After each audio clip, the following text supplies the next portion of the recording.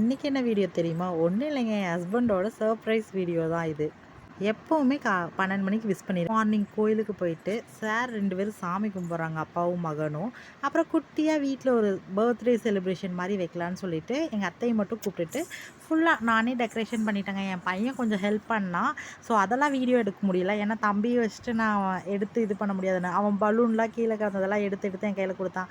நான் ஊதி என்னால் முடிஞ்ச அளவுக்கு டெக்கரேஷன் பண்ணி வச்சுட்டேன். அவங்க அப்பா வந்துட்டார். ஸோ டோர் ஓப்பன் பண்ணிட்டேன். அவருக்கு ஒரே சிரிப்பு தாங்கலை. என்ன கார்த்தி, இது இன்னும் எனக்கு வயசாகலைன்னு நினச்சிட்டியான்னு கேட்டார்.